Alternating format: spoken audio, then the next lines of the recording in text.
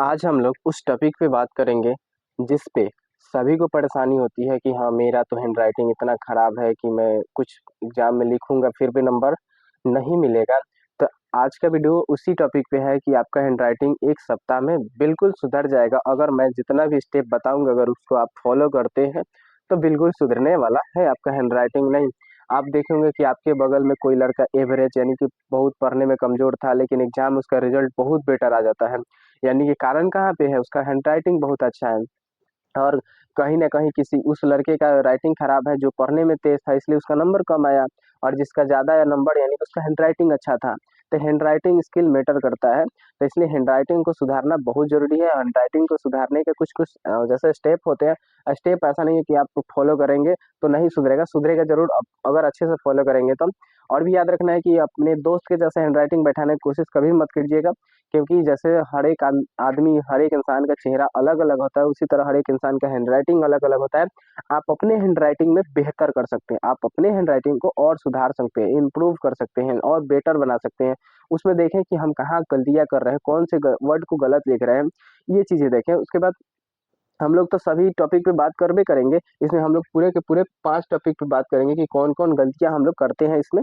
बस वही चीज़ों को हम लोग देखेंगे और बाकी उसके बाद तो हैंड राइटिंग हमारा ऐसा सुधरेगा ना जैसे कोई बात ही नहीं था। हमारा हैंड राइटिंग कभी सुधरा या बिगड़ा ही नहीं था, कभी खराब ही नहीं था हैंड राइटिंग। इस तरह से हम लोग सुधार देंगे इस हैंड राइटिंग को। तो इस वीडियो को आप लोग कंटिन्यू देखिएगा।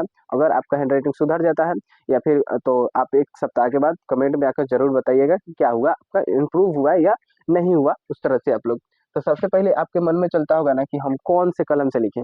पहला वाला ये कोई टॉपिक नहीं है, हमें यहाँ पे टॉपिक नहीं रखे हैं, लेकिन यह वाला पहले ही हम लिख रहे हैं कि कौन से कलम से लिखें।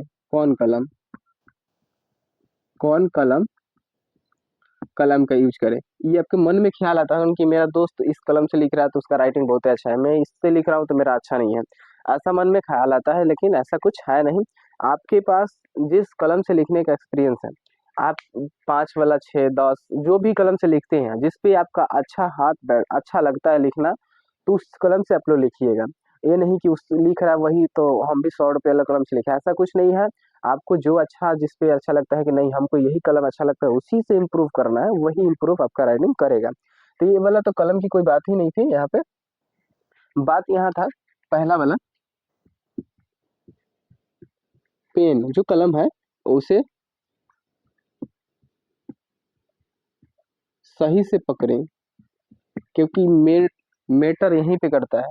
अगर हम कलम सही से ना पकड़ें तो हैंड राइटिंग बिगड़ जाएगा। जैसे आप ही बताइए ना, ये वाला जैसे एक सेकंड, जो वाला इसे पेन है, ये वाला हमारा पेन है, अगर आप यहाँ से पकड़ के लिखने लगिएगा ऐसे आपका हैंड राइटिंग कन्फर्म है बिगड़ेगा।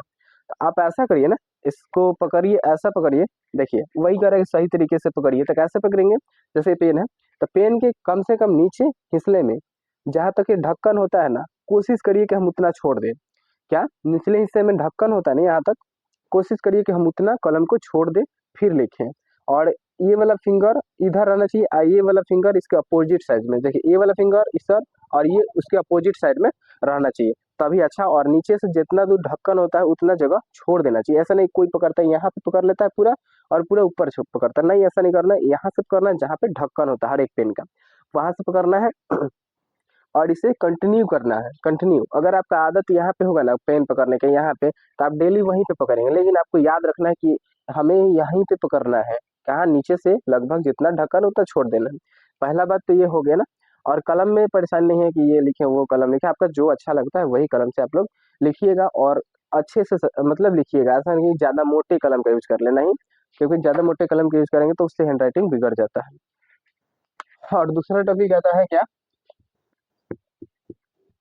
दूसरे पे क्या आता है, दूसरा पे आता है कि जो वर्ड लिख रहे हैं हम लोग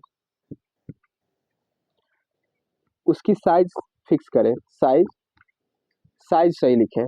उसकी साइज मतलब एकदम मिला के रखें। जैसे देखिएगा आपके कॉपी में इस तरह से लाइनें दी रही थी, दिए हुए रहते हैं। जैसे अगर हम दो कोई एक सेंटेंस लिखते हैं, लिखते हैं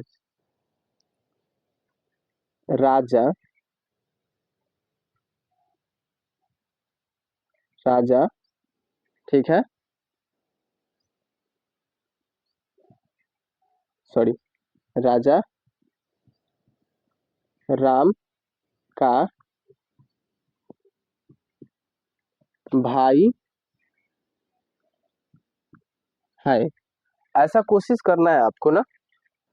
हमारा भी रेटिंग अच्छा नहीं है, लेकिन हम बता रहे हैं, देखिए कैसे।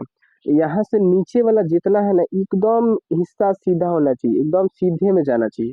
ना ही कहीं बड़ होना चाहिए, ना ही कहीं छोटा ना। आप इसको नोटिस करिएगा अपने हैंड राइटिंग में, कि आप किसी वर्ड को बड़ा लिख रहे हैं, जैसे जैसे लिखिए रा जा, ऐसे लिख रहा है, तो ये भी अच्छा नहीं है। ठीक है। और कहीं पे कोई बड़ा लिखते हैं, कोई छोटा लिख देते हैं, तो ये नहीं, शब्दों की साइज मैटर करती है। एकदम एक सीध में, एकदम सीधे लिखना है।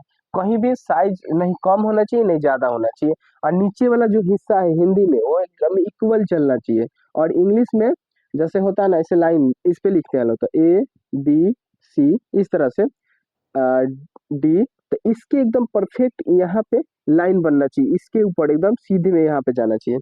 ठीक है। जैसे F, इसके फिक्स लाइन में चलना चाहिए, ऊपर वाला के।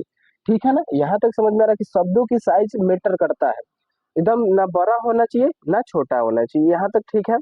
शब्दों की साइज मैटर करता है, यहाँ तक ठीक है। शब्द की साइज बना लेंगे, तो मेन टॉपिक और आता है। जैसे हम एक एक वर्ड को ऐसे सीक्वेंस में बना के रखे ना, कि आपको या एकदम हैंड राइटिंग सुधारेगा ही।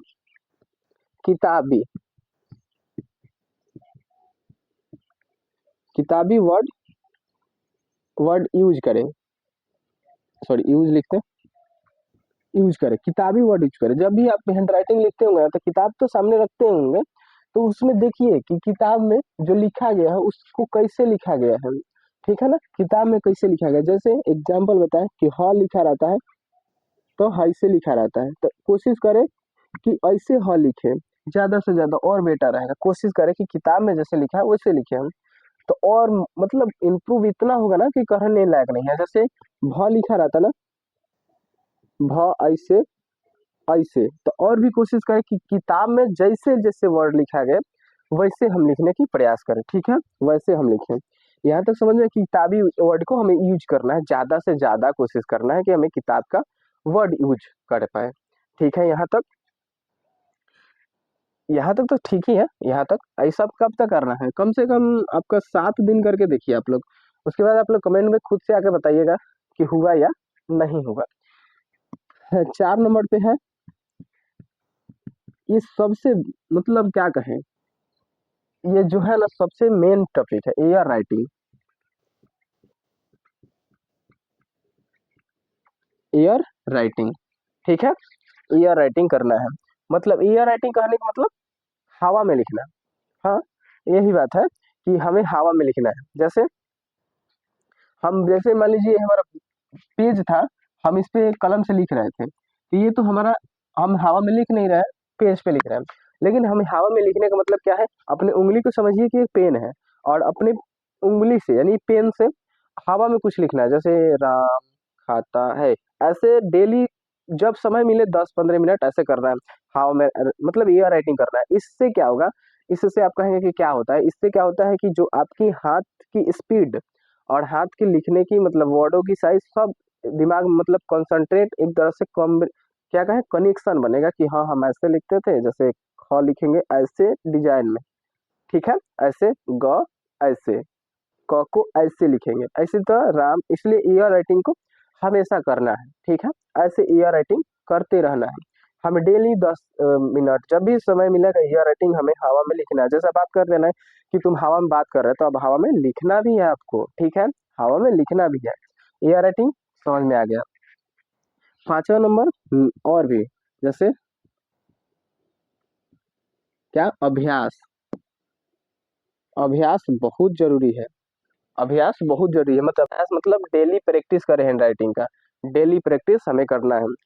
ठीक है, डेली प्रैक्टिस हैंड राइटिंग लिखना है, डेली लिखना है। और कहेंगे कि हम लोग तो डेली लिखते ही हैं, सुधरता काहे नहीं है। सुधरता इसलिए नहीं है क्योंकि आपको ये सारी मिस्टेक पता नहीं था, ये सब मिस्टेक पता नहीं था। और अब प्रैक्टिस भी करते हैं, तो हम उस मन से नहीं प्रैक्टिस करते हैं कि हमें हैंड राइटिंग सुधारना है।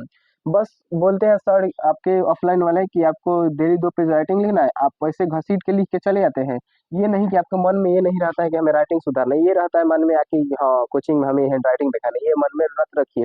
मन में ये रखिए कि हमारा हैंडराइटिंग सुधारना है, तब मन में बैठा कर लिखिएगा ना कि हाँ, हैंडराइटिंग सुधारना है, तो हैंडराइटिंग डेफ़िनेटली सुधरेगा। तो देखिए हैंडराइटिंग सुधारने का ये 5 तरीके हैं। हो सकता है आपके मन में कुछ और हो, तो उसको कमेंट में लिख दीजिएगा। वीडियो कैसा लगा आप एक लाइक करिएगा और कमेंट में बताइएगा। और सुधरा 7 दिन के बाद, सुधरा या नहीं सुधरा, आप 7 दिन के बाद आके वीडियो में कमेंट जरूर कर दीजिएगा। मिलते हैं इसी टॉपिक के साथ।